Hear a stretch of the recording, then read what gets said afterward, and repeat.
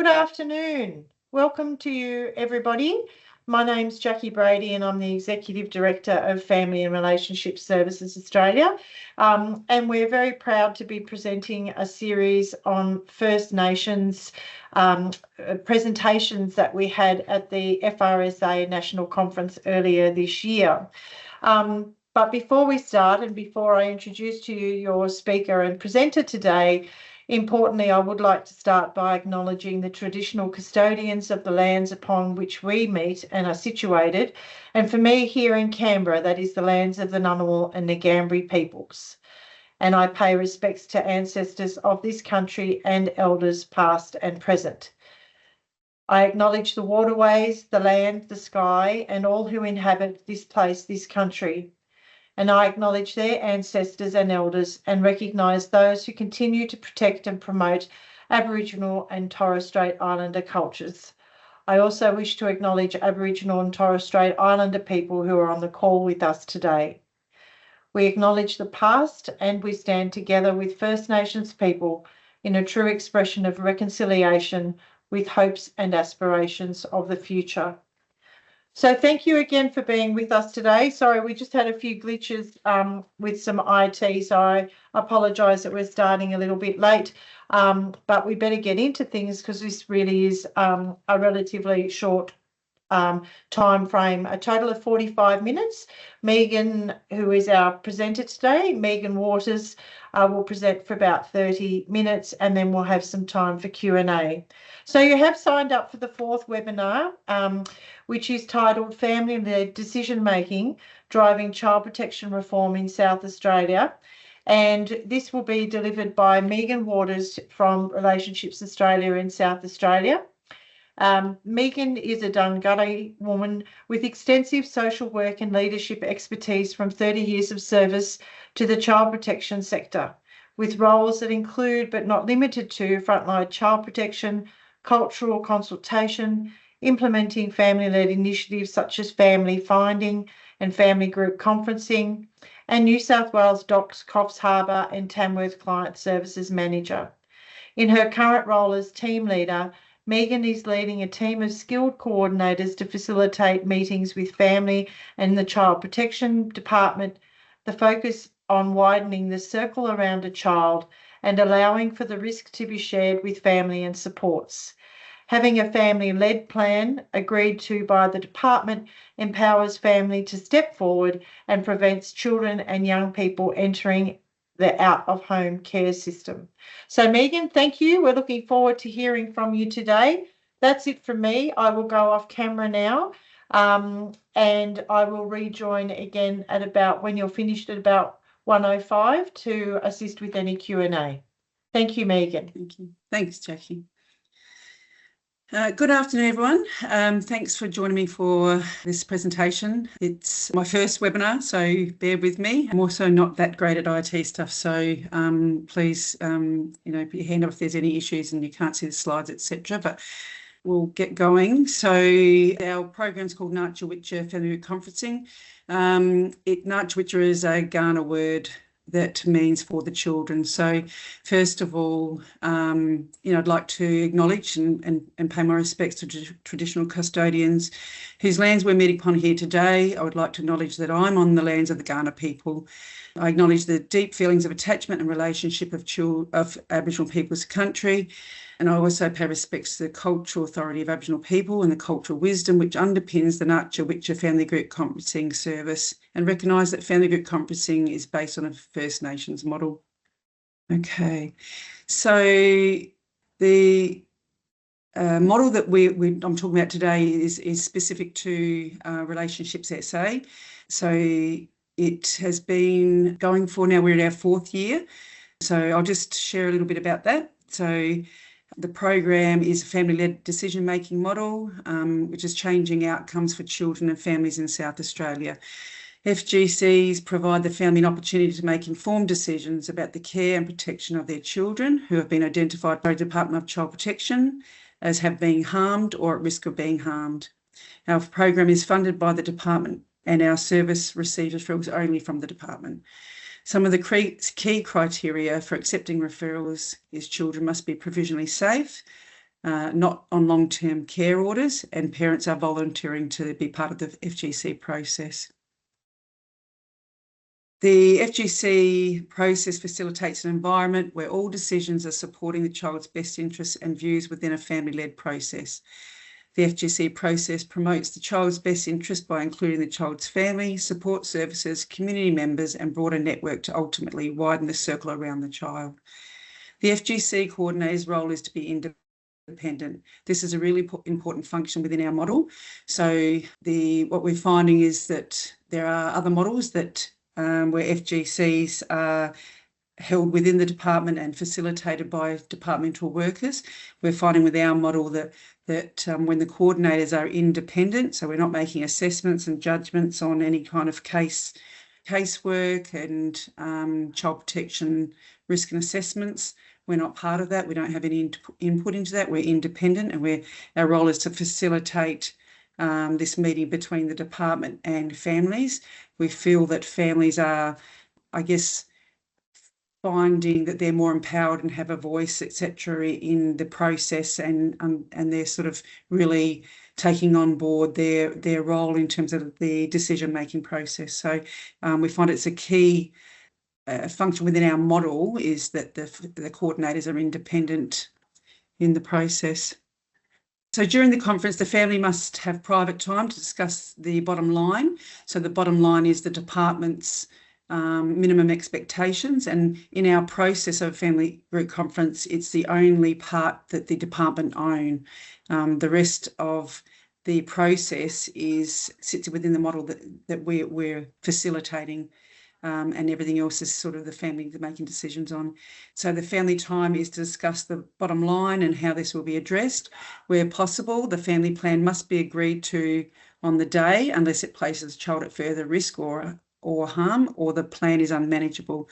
The agreed upon plan must be monitored and reviewed by appropriate persons nominated by the family and identified in the plan. The guiding principles and fundamentals of the NFGC are reflected in the Children and Young Person Safety Act. Family decision-making moves from the professional process to self-determination, from problem-solving to solution focus, problem focus to solution focus, from consultation to collaboration, and from poor relationships to relationship building. Key to family decision-making is hearing the child's voice. Our model provides the child with an advocate to share with the family their worries, their dreams, and their need for change.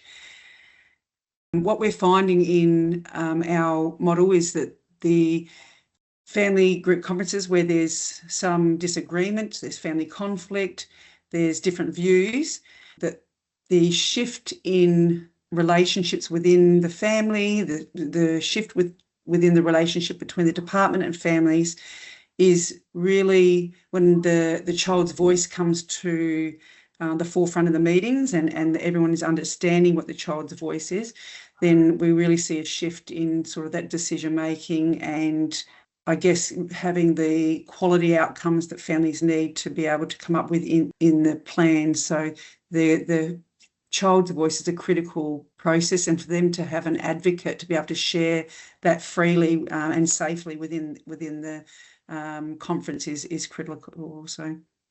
We're quite creative in the ways that we can gather children's voices. Sometimes they will come to the meetings and speak for themselves. They'll have a child advocate there to support them. They do it through sometimes the creative way in arts. The kids will bring drawings. They might not attend the meeting, but they write letters or share paintings, etc., to express their views. So during the program's nearly 4 years of operation, we've learnt that a significant amount of preparation time is often required to support DCP social workers to shift from a power over to a power with practice model. Our independent coordinators are experts in holding the process true to the model, but at times are required to influence the Department of Child Protection workers to have faith in family, to trust the process and allow family to hold the risk. This sometimes will require the coordinators to identify and shift the power imbalance from the department into the capable hands of family.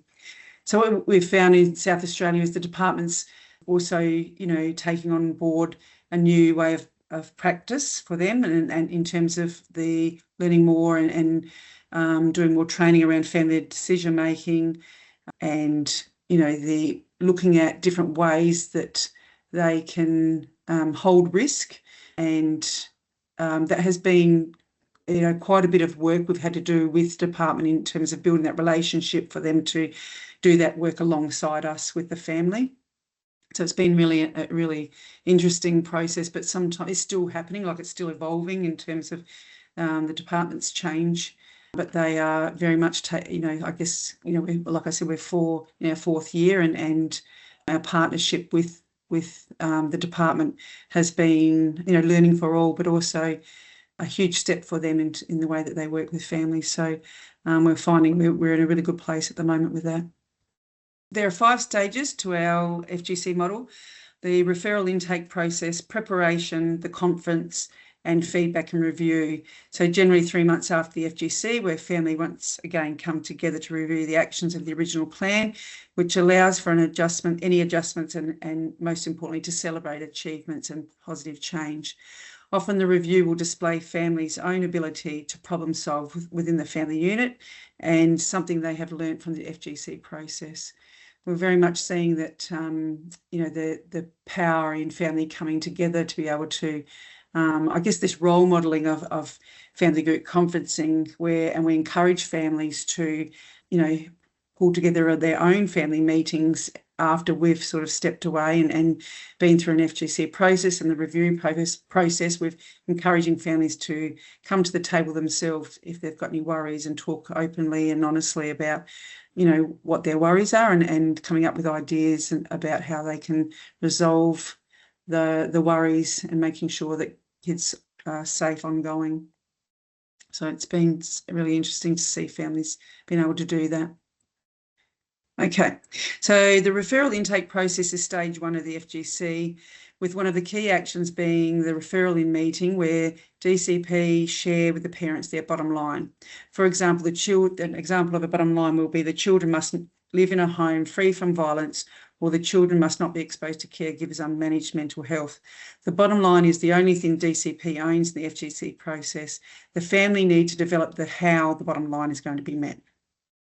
So that in our model, we have the bottom line, like I gave that example then, but then another part of that referral in meeting is the purpose, and the family will come up with the purpose of the meeting. Is about, talking about how they will and what actions they can put on their plan is up to them.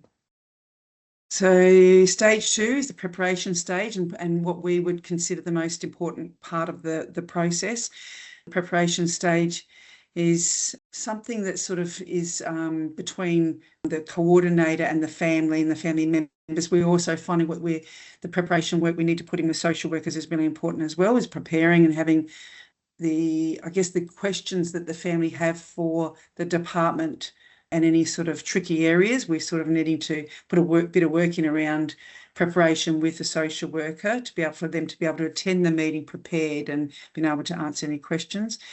But the main part of our work is and the most significant part is doing the preparation with family, and that's getting the children's voices, any kind of cultural input that we need to prep the family for, to be able to ensure that it's a culturally appropriate process for them as well, for the children, and also to manage any conflict that is often in the family. Yeah, so during our reflective practice sessions, we have identified that where coordinators have had adequate time to build connection, listen to story, prepare participants, gather the voice of the child, manage family conflict, and support social workers to clearly understand family decision-making are the FGCs that have been highly successful. The preparation process normally takes approximately 5 to 6 weeks. And what we've also noticed is the work in preparation stage connected to supporting and consulting the DCP is the bit of work we cannot measure in terms of contracting dollars, where in some ways unintentionally training a statewide child protection workforce in family-led decision-making. Stage 3 is the day of the conference. There are 3 parts to the conference: information sharing, where DCP talk into their concerns, the child's voice is heard with the child advocate sharing their views, and if an Aboriginal family conference, the cultural advocate will also share their views. The second part is private family time. This is the time where coordinators sit back and watch the magic happen. Family will write a plan with actions about how they intend to address the bottom line and keep children safe. The actions are accompanied with who is responsible for each action and timeframes around them. The plan will identify who is responsible for monitoring the plan and a date for review of the plan. Once family have developed a plan, all parties regather for the family to present the plan. If all parties are in agreement with the plan, they are required to sign on the day. This includes DCP, who will often close their case and allow family to put the plan into action once signed on the day. So this next slide, I've just got a voice recording of a family that we worked with and had a family group conference, obviously. But I'll see if I can play it and see if it works okay. So this is the mother's view of the family group conference process. As I said, I've been trying to get her voice across for a long time, but she's always been a talker. Like, yeah, it's about time that she got heard, and yeah, it's good. Did you feel like the plan changed, like what you went in thinking you might write? Did you think that the particular actions or parts of the plan changed specifically because of what had said? Yes, with my ex, and because I kept slipping back into his stupid ways.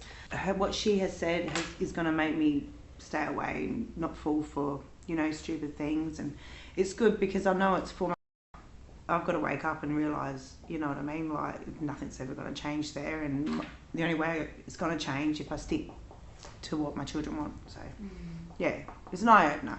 And it was an eye-opener, and it was great to hear him speak and show her feelings about the whole thing. I was really proud of her for doing that. As soon as I had said what she had to say, we had to go with the plan on that, and it stuck. She was talking about how her child's voice in this process had really changed their view on the issues within the family, and how they need to put those issues aside to be able to go through this process and focus on, rather than the sort of the adults' issues or adults, concerns and things that were consuming them, and focus on the child's view about what she needed to change to be able to feel safe in her own home. So that's the stages, the 3 stages of the actual FGC I was talking about. And then the slide was the voice of the mother. So the review is the stage 5, which is we do a review, offer a review in 3 months' time. If there's 2 or more people that are concerned that the plan's not working, that the children aren't safe in any way, then they can actually ask for an earlier review. But generally, we know we're doing them around the 3-month mark. And I think, it's probably about 50-50 where the department have closed. If the department have closed, we'll still hold a review if the family want to do that. And that's what, like I mentioned before, it's usually to celebrate, the things that have changed within the family.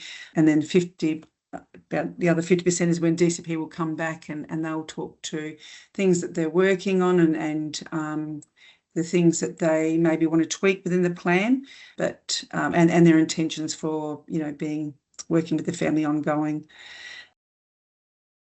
And at the start, did you have any worries about the conference? Not really. I was just more concerned about what I was going to say.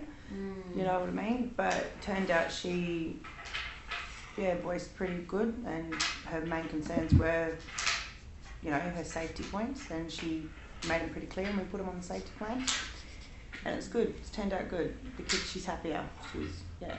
And it is better for the children. And we've been fighting through court for years and years, and I've tried to be her voice, but no one's believed me. But now she's got her own voice.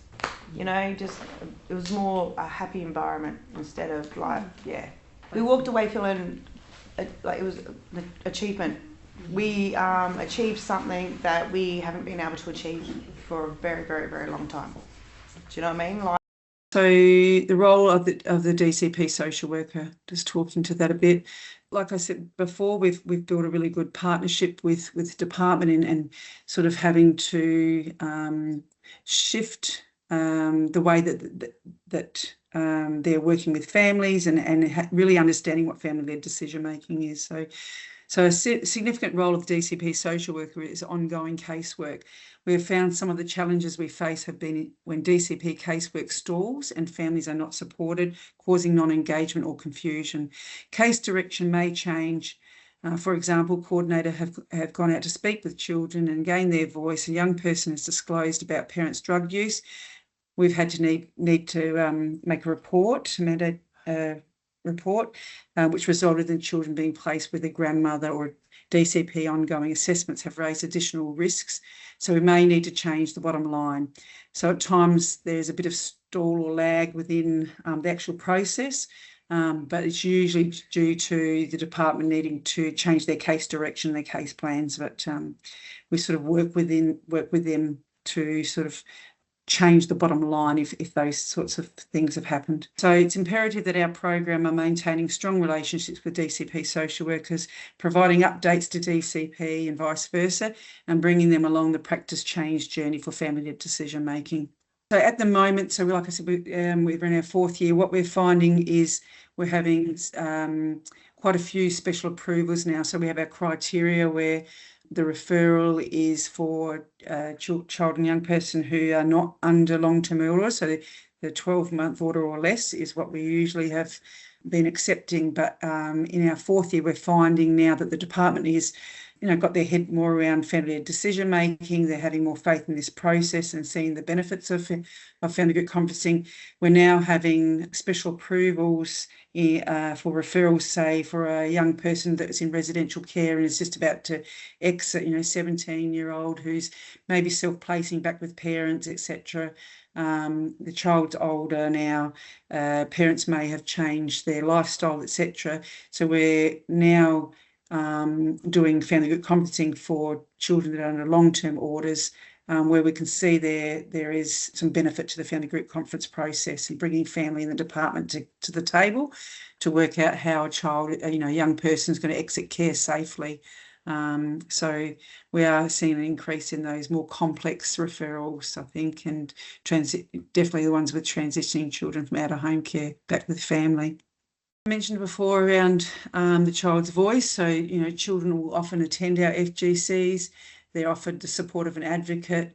And when we are seeing the children come to the table and talk to parents about their worries and their true feelings about, feeling unsafe in the home around DV, etc., we've seen fathers that have got a history of DV, in and out of prison and intervention orders, etc., when they've been at the table hearing from their child that they are worried about going to school for that day because they're worried about the younger siblings being in the house and mum and dad fighting, or even worried that mum's going to be unsafe, etc., worrying about when dad gets kicked out of the house or police come, where's he staying for that night.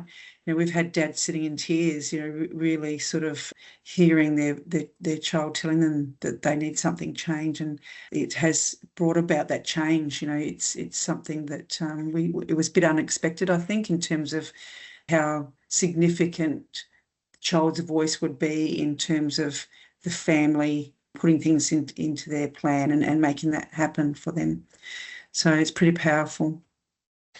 We often will, there has been some concern about, I guess, from early on when the department social workers were feeling a little bit uncomfortable having children at the meetings and hearing these sort of adult type conversations and stuff. But we've really, come from a place of, when the children are experiencing this in their own home and they know more than anybody about what's going on, and so we're making sure it's safe for them, but the honesty and the truth telling is never shied away from. It's, and often it will come from the children themselves.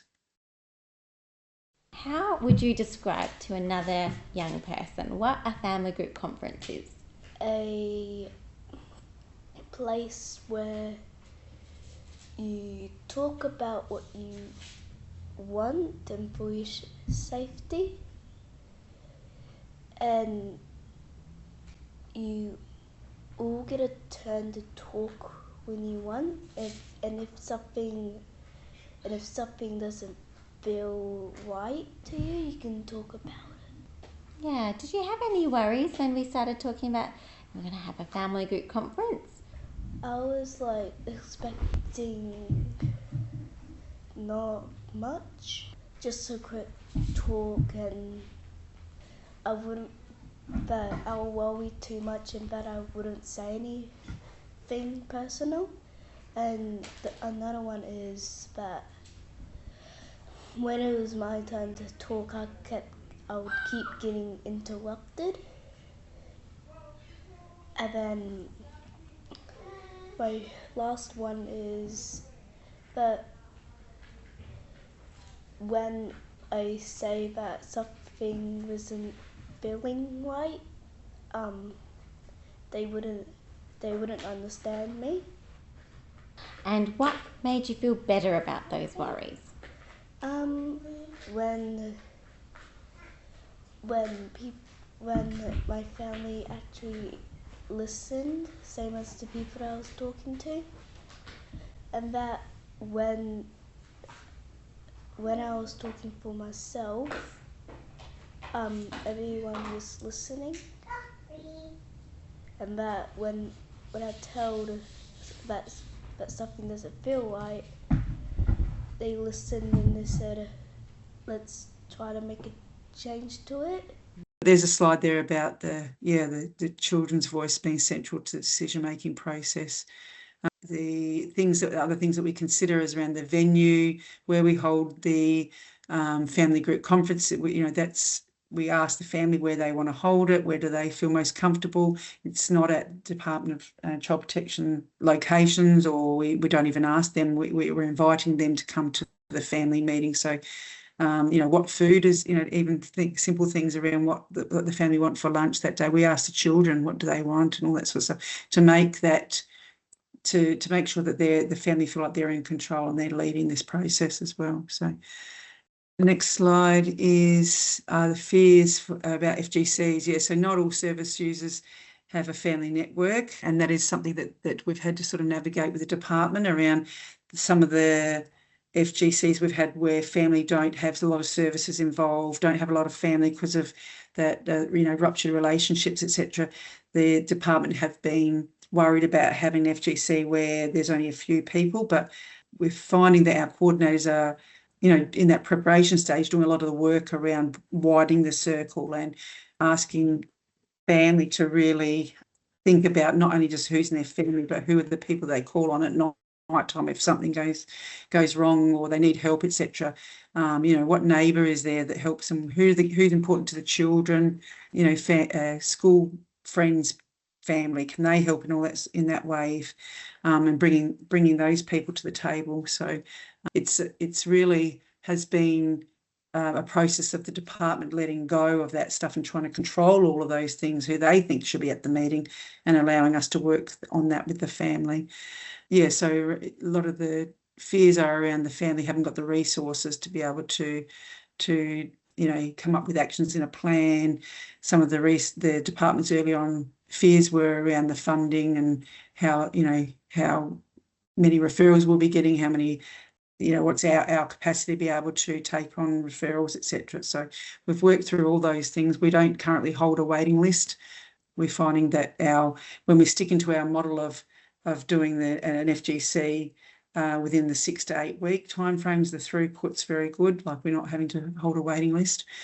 Yeah, so I guess some of the interesting, we've just only recently had the department did an evaluation of FGCs in South Australia, and the report has just been released. We did a launch for that a couple of weeks ago, and South Australian Department of Child Protection will be sharing that for public soon, I think in the next couple of weeks. But this is some of the, I guess, the stats around family group conferencing is that, so following the 264 family group conferences held in 2023, approximately 90% of families continue to safely care for their children with structured support and to make decisions in the best interest of their child. So 264 family group conferences held in 2023 in 2023 involved 482 children, so almost twice the number held in 2022. This includes 134 family group conferences for Aboriginal families involving 259 children, up 59% of the previous year, which we think it's amazing to, that growth. So the next slide is, so I'll talk about the unborn child concerns. So mums that are pregnant and have been flagged within the system, the Department of Child Protection. So maybe they've had previous children being removed, that they're not attending antenatal appointments at the hospitals. The health system may have flagged them in some way and reported.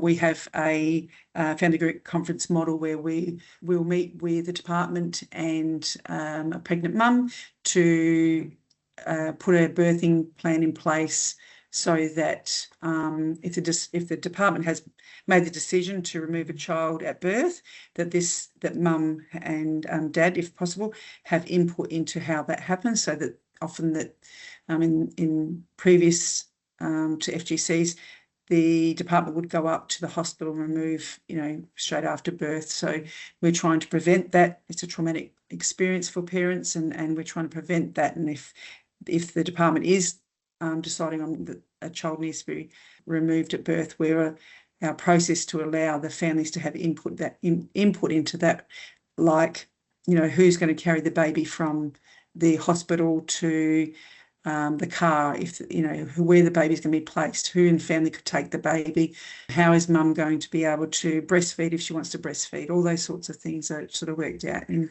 a UCC FGC. So they do a birth plan, and then in 6 weeks' time it's reviewed. So it's a quicker review process, and we're finding that so that initially that pilot for Aboriginal mums, and it was only in a few locations. So now it's moved to a statewide model. It's still for Indigenous mums, but we are getting special approvals and special requests to do non-Indigenous families as well. So that's working very well as well. I just wondering, Jackie, if you're there, maybe if we can go into questions maybe now. Yeah, of course. And congratulations to you, Megan. You can hear, your energy and enthusiasm for this program, and it sounds, as you were saying, there's been significant gains over the years that it's been in operation, and particularly in the last 2 years, where you've highlighted virtually a doubling, I suppose, of the numbers that have been coming through those programs. Yeah. Which is fabulous. Yeah, I think what's not up on this slide there that is, and it'll sort of all be detailed in this report, but what I can share, I guess, is that for 98, so there's another, so we're not an ACO, we're non, what do you call it? We're not an Aboriginal organisation. Not an Aboriginal community controlled organisation. So, that's right. So AFS, Aboriginal Family Support Services, our ACO in South Australia, we are the only two services doing family group conferences where we have the referrals come from DCP. So their model is slightly different, but we work quite closely with them, so there's in 98% of families that have been through an FGC, sorry, not an FGC, from an FGC, for both AFS and our program, 98% of those families haven't re-entered the child protection system. Wow, so had a family that's group amazing. conference. Yeah. For RASA it was 95% haven't returned, but across the both of the services it's 98%. Yeah, and that is its strongest marker of success, isn't it? Absolutely, really? That families found the way to function in their, in their own context. Yeah, we feel very proud when families can do that and problem solve their own issues that will always, bubble up. I think, there's nothing's perfect and things don't change overnight for families, but the fact that there are more eyes on children within that circle, we widen the circle, and that there's more people that can raise, concerns, but also that they can actually then have a plan to fall back on to say, okay, well, if this was, if things have gone off the wagon and get, off track again, then we're actually going to fall back on that plan, and there's people in the family that will make that happen. It's an amazing thing to see. Yeah, there was a question raised a little bit earlier on in your presentation about asking who captures the voice of the child. It's quite Yeah, good dynamic to question. have the child in the room Mhm. because, as I'm sure you know, in say the family law context, when we talk about including the child's voice, that's normally done outside of the room where Yeah. well, the parents are at war with each other, so I suppose that's a slightly different environment too. Not always, but certainly in many cases. So, Yeah. sorry, back to the Yeah. question about who captures the voice of the Yeah. child. Is it the DCP worker or the coordinator, or how is that done? Yeah, so the coordinator does all that work. So in the prep, I said the easiest way for me to explain, I guess, is the referral in meeting at the start is where the social worker will talk about the bottom line. From that point on, in the preparation work, it is just purely the coordinator is going and working with the family, children, DCP if they have to go back and forth with them about some stuff. So, but it's definitely the coordinator that captures that voice. But we always encourage, children, if they can and feel brave enough to come and share that in a supportive way. But we also will always have a child advocate. So we draw on those from the family most times, grandparents, grandmother, whoever the child feels that who's the person that they want as their child advocate. And at times we're getting independent child advocates where we see there's too much conflict within family. One party might feel like that the child's voice has been influenced by another party, etc. So we'll call in a independent child advocate from within RASA, from our children's services in other program areas, who specialise with children.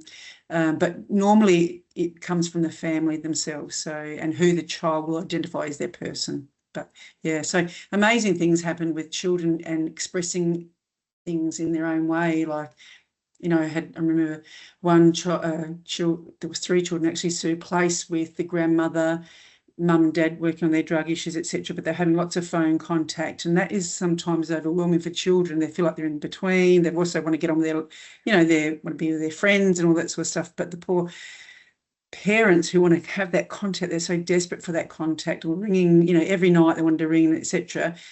And the children expressed in the meeting that it was very hard for them to say no, or not tonight, I'm doing my homework, etc., or I've got sport or whatever, but just sort of say no to the parents. They didn't want to hurt their feelings. So the family themselves, those children come up with, Mum, if I send you a red dot on a text message, that means not tonight. So this was something they put in their plan, but something so simple that, we would never have thought of. But those children, that family, come up with that action about how they were going to manage that contact, etc. And those feelings they were overwhelmed, those children, they really were. So I hope that answered the question around how we get there. I think it did, Megan. We are regrettably coming to the end of our... No. It's been very fascinating hearing in detail, and I probably would have liked to unpack a little bit more, how you'd said, if there's if it's identified that there were services, say, that any of the parents or family members might have needed that technically sit outside of the child protection focus, where you were saying that they don't agree with one another about the decisions that should be taken, and there's other support systems. But probably one, I'm going to push the boundaries of time just a little bit. If I always often describe many of the services provided by our members as, enabling and providing support to families to, figure things out themselves, to be quite strong and powerful in their own right. But the reality is we also know that the, wheels can wobble on the bus from time to time.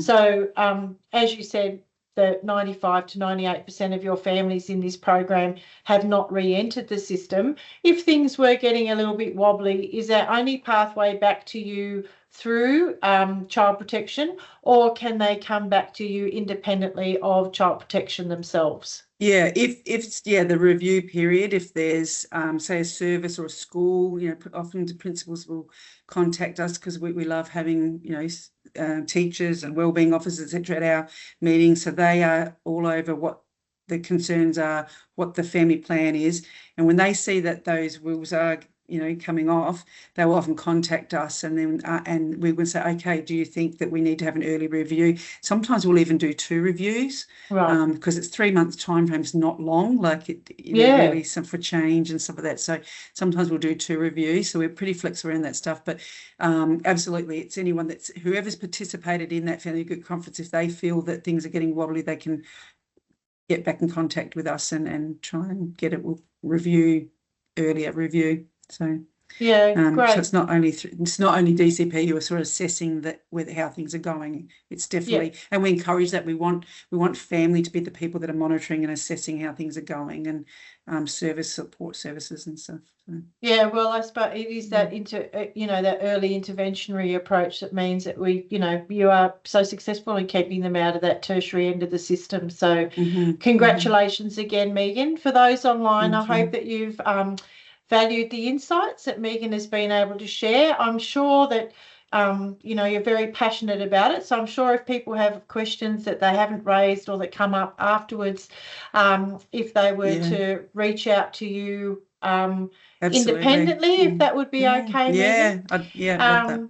Yeah, and we look forward to the evaluation when it's made public, and and if you send that through to us, we'll happily distribute that through our FRSA e-bulletin that's got 1,800 readers or something like that. It'd be good to get it out and about. Yes, great. Thanks. Sounds all good. right. Well, thank you once again, Megan. Thank you. I appreciate it. Thank you for being with us today. Bye, everybody. Bye-bye.